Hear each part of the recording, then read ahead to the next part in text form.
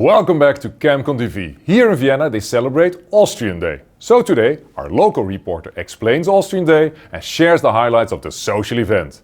We have breaking news on the location of ChemCon Asia 2024, an interview on the implementation of and expectations for Turkey's REACH, a statement on the new Canadian VOC regulations, but first we start with some soundbites from the sessions on authorization and restriction in Europe, including the challenging PFAS restriction.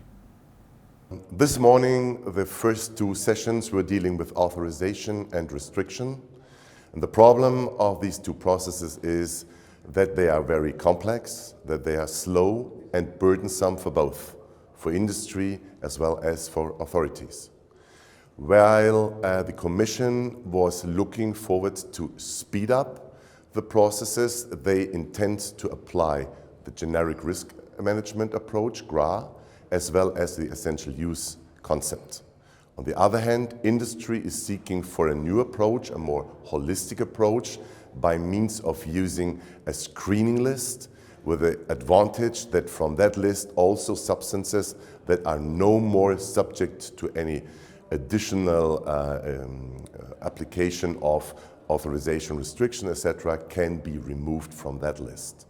This afternoon we made a trip around the world looking at the PFAS restriction all over the world and their impact and the challenges that we are facing. We started with UN conventions and then swiftly moved on to the US and Canada before touching upon the Asia-Pacific region and moving back to Europe, where we looked at the current PFAS restriction proposal, the developments, and the next step in the process.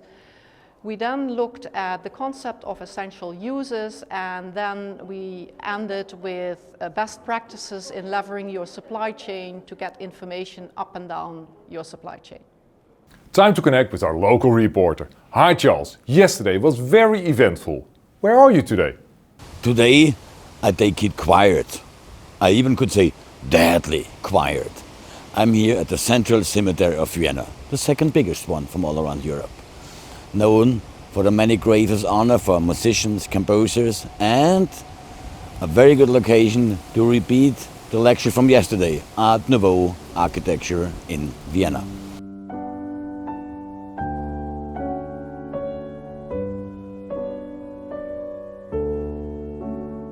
But first, I want to briefly explain Austrian Day.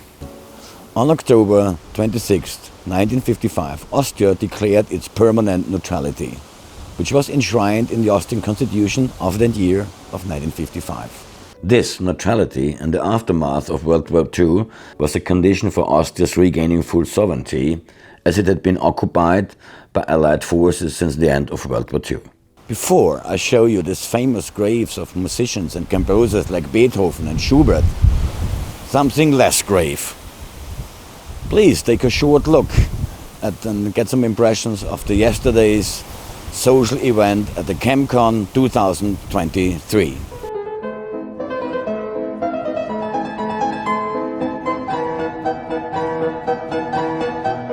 Once upon a time in Vienna, amidst the grandeur of the Habsburg Empire, there stood a magnificent palace known as the Palais Auersperg.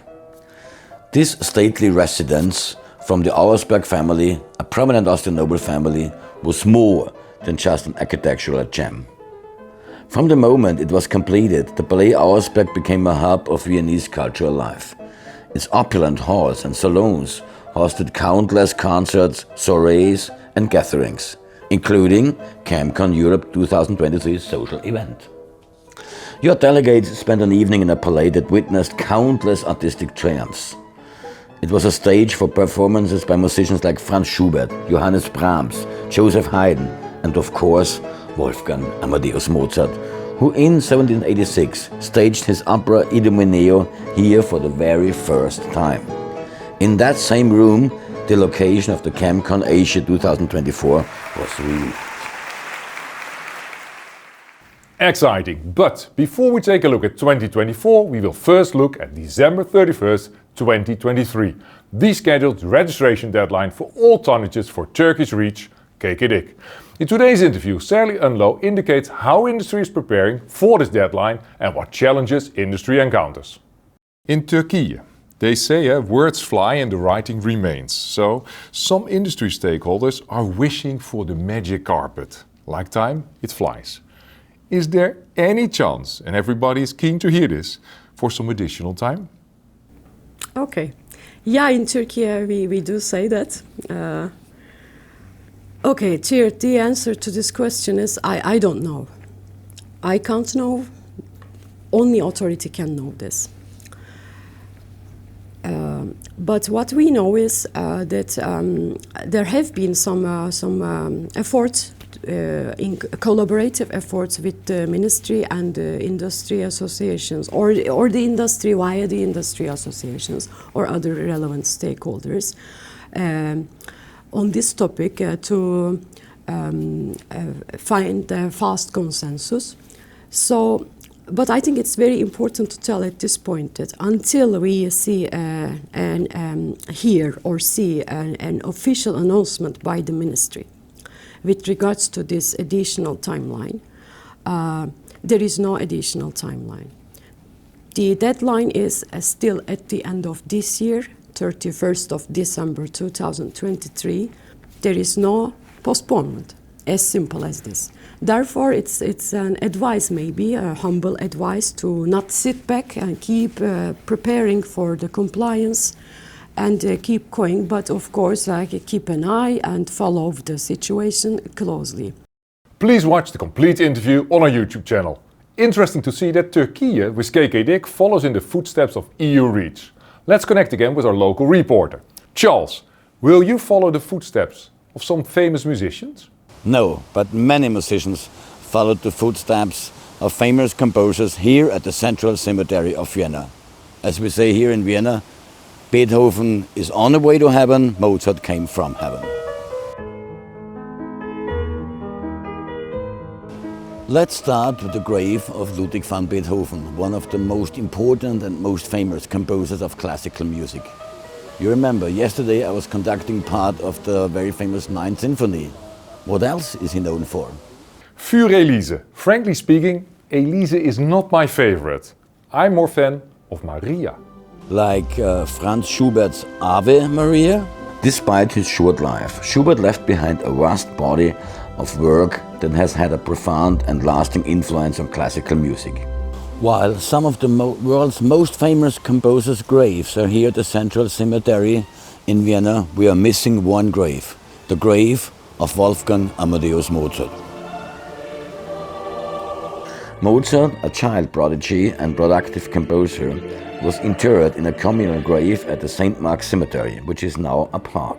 Here at the Central Cemetery, there's this stone memorial for Mozart. Another very famous Austrian composer was Johann Strauss' son, known as the King of the Waltzes. His enchanting, erotic waltzes, like the Blue Danube Waltz, they became a synonym for classical Viennese music. Thank you. Music is like food. It's all about taste. But before you share with us the location of ChemCon Asia 2024, we will watch the 4th episode of our challenge for the Green Meeting certification that focuses on food and sustainable catering. To be awarded with the Green Meeting certificate, all the meals and drinks at ChemCon Europe 2023, both in the hotel and during our networking events, should have ingredients that are freshly available during the relevant season and produced in the region. Furthermore, at least 2 certified organic products should be offered. It helps, of course, if the delicious food is also freshly prepared, like Kaisersmaam, a delicious and popular Austrian dessert. Kaisersmaam is essentially a shredded pancake that is fluffy, slightly sweet, and often served with powdered sugar and fruit compote. Of course, regionally sourced and hopefully organic. That looks tasteful. Today with us for the statement of the day, Mary Ellen Perkin from Environment and Climate Change Canada. Mary Ellen, what is your favorite Austrian dish? At this point in the race, Sasha Tort is coming out in the lead, but the race is not over. There's lots of more things to explore before the end of the week, and I'm looking forward to declaring the winner when we're done. Okay, Sachertorte, interesting. Can you tell us something about the new Canadian VOC regulations? Well, I'm very pleased to be here to talk about Canada's VOC consumer certain product regulations. These regulations cover over 130 different product categories, from cosmetics cleaning products through multi-purpose solvents, adhesives and sealants. So we're dealing with a wide variety of different sectors. And in Canada, about 80% of our products are imported from other countries, so we recognize it's important for us to help companies from around the world comply with the regulations, and the limits for these regulations come into effect on January 1, 2024. So the time is near. And your statement is? Industry should be ready for the new Canadian VOC regulations. Mary Ellen, thank you very much for your statement. Of course, more on Canada at ChemCon Asia 2024. Let's return to Charles to finally learn about the location of ChemCon Asia 2024. Charles, where are we going next year? At Palais Auersberg, in a classical style, the Vienna Residence Orchestra revealed the location of ChemCon Asia 2024. I'm very happy that ChemCon Conferences returns to Asia in June next year. Now it's time for the forecast of our Global Thursday program at ChemCon Europe in Vienna. And what a day! We start with authorities from Turkey, the United Kingdom and Switzerland live in one session. So a focus on Turkey's and UK reach, and also preparations for Indian reach, since the Indian Chemical Council provides an overview of proposed India chemicals management and safety rules. This is followed by a session on China and Korea. Yes, with K-REACH, but also K-OSHA. And we learn more about the developments of key chemical regulations in China. In the afternoon we focus on developments in the Asia-Pacific region, with industry and authority speakers from, among others, Australia, Japan and Thailand. And the graveyard session of the day, that is sure to keep you awake, spotlights the Americas, USA, Canada and Latin America. Thank you for watching and have a wonderful Austrian day.